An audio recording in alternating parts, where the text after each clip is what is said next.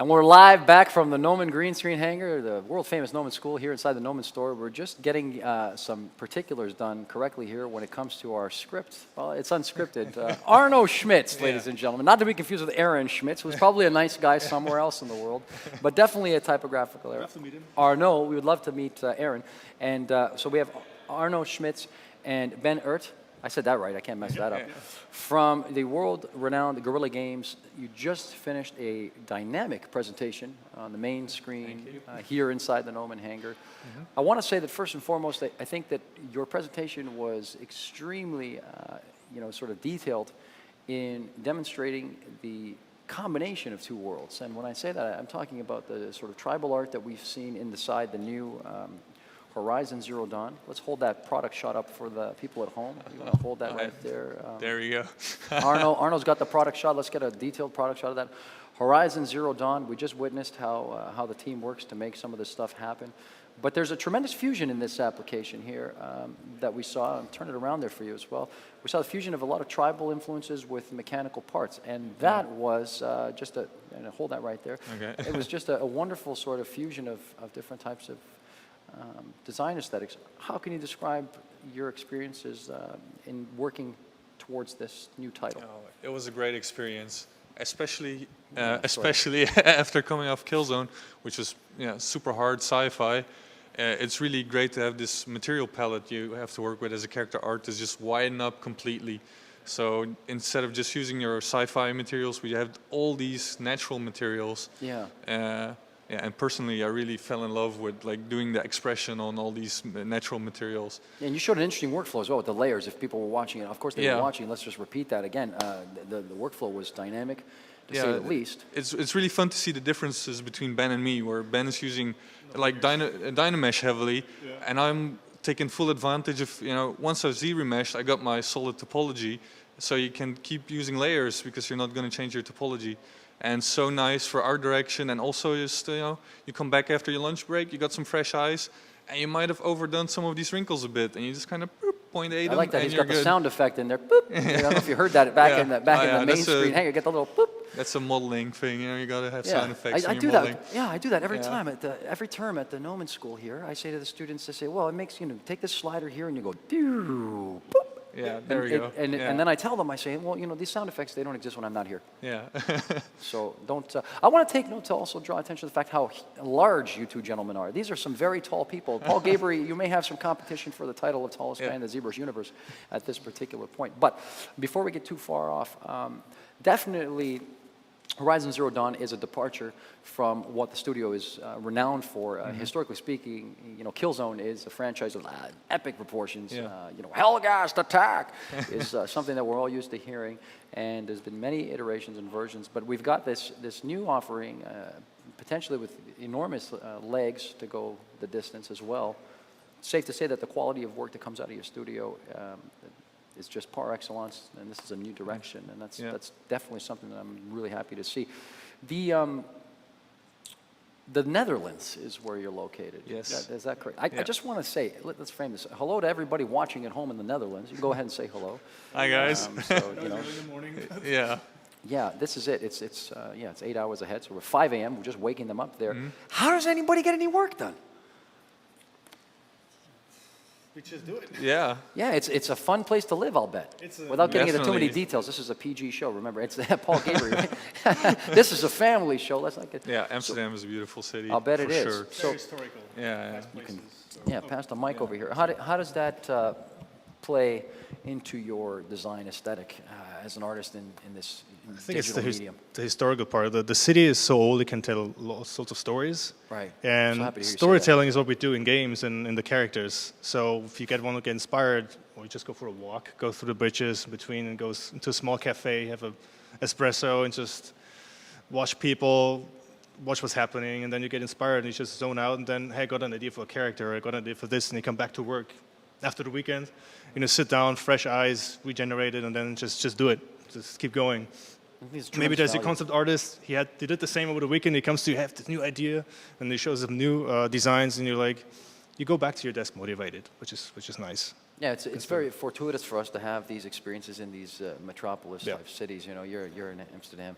and I'm here in Los Angeles, and I can assure you that I take you for a walk to Sunset Boulevard about an hour from now, and you'll see some characters. I mean, we could have walked out there 3 hours. They can be inspirational, you know. Yeah, I mean, for me, the inspiration, it's always been something that I've drawn from as well. It's the local, I call it the local flora and fauna, you know. It's like the people in some cases, if you take you downtown or whatever. I've seen some tremendous characters, and so I'm happy to hear that that's come into your workflow as well. I think that the most poignant moment for me in your presentation today was seeing that fusion between the tribalism.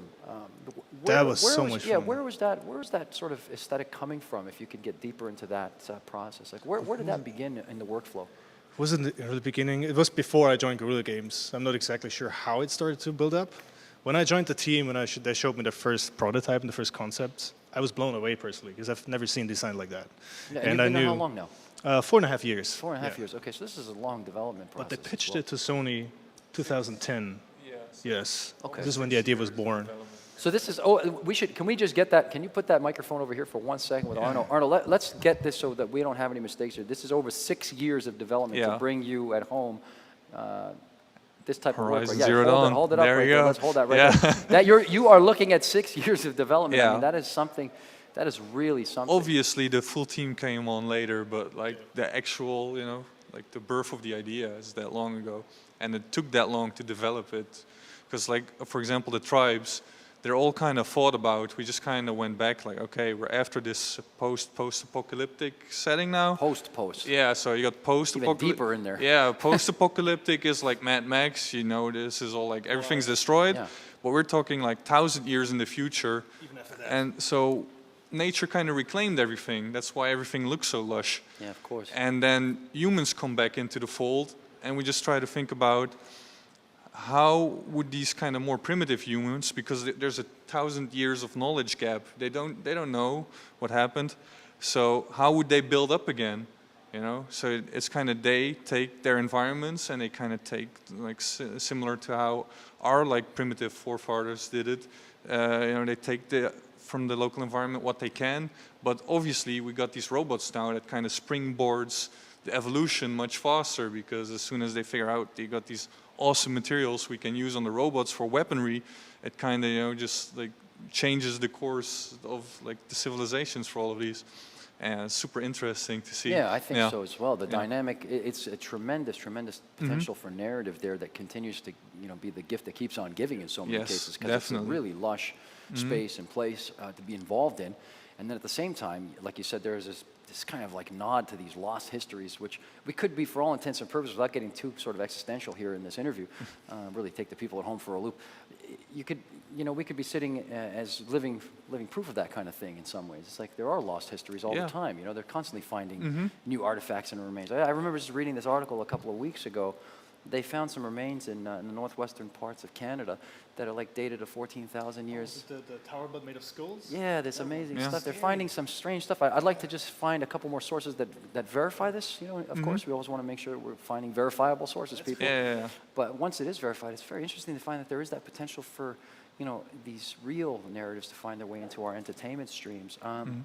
I just want to draw attention to one thing that I find also very fascinating when it comes to Guerrilla Games. Again, I'm like I said, a player of Killzone and a fan for many years, so I'm really happy to, of course. How could I do the Hellgas thing, right? I mean, Hellgas. Diversity in the workforce, your workforce, it's no secret, it includes over 25 nationalities. Yeah. That's a pretty dynamic group of people working in an international location and also around the world. I mean, describe the dynamics associated with that cultural variance or the many cultural differences. How do you sort of work with one another across those? Yeah, please. How do you work with each other across those dynamic ranges? I think everybody has like this, based on his background, coming with their own ideas and own stories and his own motivation, its own take on things. I think that's what makes all the teamwork so great. Everyone has its own mentality and his own approach to tackle problems and to be creative. And I think that's a good combination to get started with like really cool ideas to work from. And how do you feel about that? I think it's a cool combination. It just works. I mean, we have all one thing in common, which is the games, and we love what we do. Yeah. And you see guys from different countries that have the exact same passion, and they come in and join the team, and they bring their own expertise, their own experience, their own stories. Each person has its own story, and if you look at people like around the world, around the streets, each one can tell a story, and they bring that to it and their own experience, and that creates this atmosphere, this vibe, that's just awesome to work in. Do you think it's finding it, that international flavor is finding its way into creating a very diversified product? Because I think that's, you know, we're arriving at a moment where I think with Horizon Zero Dawn that, you know, this is a watershed moment for you as a development studio, and I think that the aesthetic is indicative of that kind of diversity, to be honest with you. Yeah, it's like so when you much fun find to out work that on. there's this diverse cultural sort of backdrop that makes up the company, then it becomes very much more easy to see how, in fact, these designs are Yeah, are there's possible. so much possible with all the different materials. I mean, you could add like cloth with embroidery made of silk on a robot, and it would still make sense. Yeah. So there was so much possible, and I saw there was so many concepts done, and I just saw like that. So it just looks cool, but we can't put like hundreds and hundreds of characters in the game. Some of them had to be taken out Of course. or skip. But yeah, it's just awesome to work on. I think the concepts, to come back to the concept, I'm sorry, I'm having a little ear problem here. Okay. To come back to the concepts, the aesthetic of the concepts was really neat as well as drawings go. You're showing some really interesting sort of illustrative quality. It was high level. I mean, it was really Yeah, something. we tried to get even the material expression done in concept as well, so we know what we're modeling. Yeah. So we don't have to go back and forth to concept art. What kind of material is this? What kind of material is this? And we lose time because concept art is not sure, and then maybe it turns out art direction is not sure. So we try to make sure they are all established in 2D, and we know, okay, this is silk, this is this is this, because there's so much going on in one character.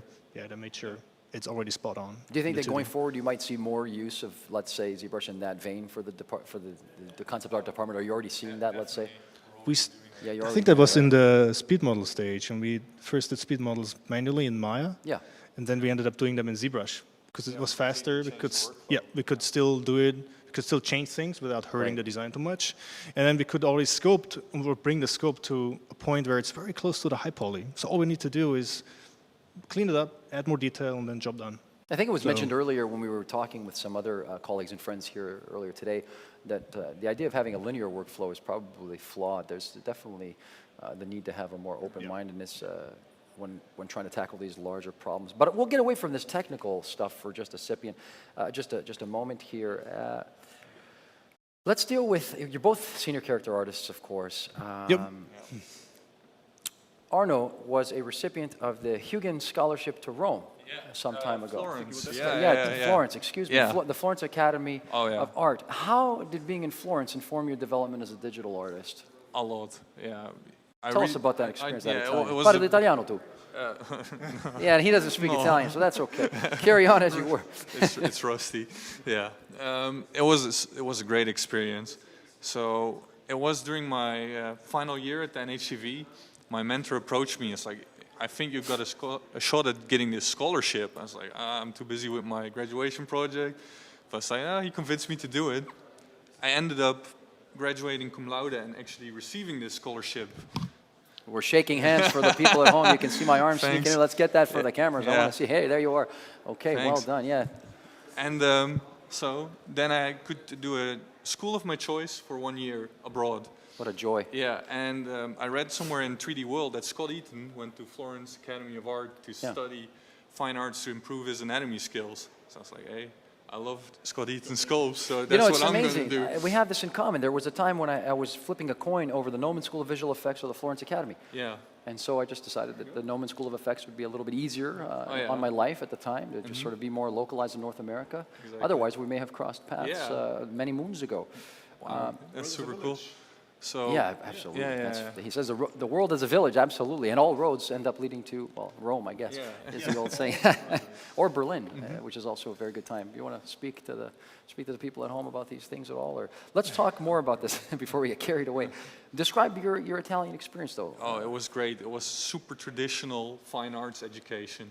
So it was half of the day was actual figure drawing, where you just get the naked person out and just completely capture them in pencil drawings and in very elaborate charcoal drawings. And the other half is Barg drawings, and I'm not sure Charles if Barg. if people are not familiar with it. It's it's a French artist, and he made some really nice lithographs, and you just had to copy them by eye without measuring them, so side by side, and then the teacher will come in to like guide you through the process, and your observation skills get tuned so much by doing that. So like that for a year, plus there were evening drawing classes you could join in, there was anatomy drawing classes, there was art history, so it really leveled up my art, you know, like all my art skills. Yeah, it's a pretty intensive program. The it's Barg, really I have intense. the actual book at home, the Barg book. Charles Barg was renowned for establishing this methodology in alignment with Jerome, the one and only Jerome. And they were basically trying to keep the French tradition of the academies alive. For those who are wondering, you can still find the book. It's available. It's definitely worth looking at, but that kind of intensive study is probably what we're trying to get at here as a point of reference. Let's take it to Ben for a second. You started out doing 3D modeling as a hobby. Describe how and in what ways you moved toward a professional career. How did this happen for you? You know, we're back in the early 2000s, late 90s, early 2000s. We all did like levels for Quake and Counter-Strike, and I did like levels, like multiplayer levels for Quake 3, and we played them on LAN parties, and I built them all these secrets. And this was like, hey, this is something that people like to do, and people enjoy playing. And when Doom 3 came out, I did like some Doom 3 custom level design, and I posted it online. It was very, not like a great level, but my first. And then people were, hey, this is nice to play. And it's, hey, if you do something, people like it or appreciate it, and they even have feedback of something you can do improve, or something you can do better. And I kept doing it for Doom 3, but then you realize, hey, I'm always working with the stock textures. I want to do my own textures. And then you learn Photoshop, you learn the first normal map plugins, which were like not really good. And then, okay, I did my first textures, and I want to do my first assets. So you do a barrel, you do a post, or a wall panel, or a crate, something really simple. Stuff. And then you start diving more into the thing, and then I was like, hey, I want to fight my own enemies in the game. So I got into my first steps of modeling and then some animation. It looked really bad, but it worked. And then I got hooked. And that was the time when a friend of mine introduced me to ZBrush, when I was still pretty young. And from there on, I was like, okay, this is what I want to do. I want to do characters for games and movies. And then I went on from that. So there you have it, just a rock and roll ripping ride. One more thing before we let you go, because they're giving us the slice and dice from the background over here in the shadows. We have Ashley from the Pixelogic team. You graduated from the School of Pyrotechnics in South Germany? Yes, what is yes. That? How and why did you get into blowing stuff up? I don't even understand what's going on. The guy, by day, he's making video games. By night, he's setting up explosives. We're painting the night sky. That's the art of fire, right? This is a child's dream that I want to follow all the time. And like, I think 2014 was the time I graduated there. And yeah, I'm an actual pyrotechnician certified in Germany. So. Ladies and gentlemen, there you have it. Listen, if you need a show, so just call me. On behalf of everybody at Guerrilla Games, Ben and Arno, myself, Louie Tucci, live from the ZBrush Summit 2017. Back over to you, Paul, in the main stage hangar. We're going to see Joseph Just, Pixelogic's own. Thanks again.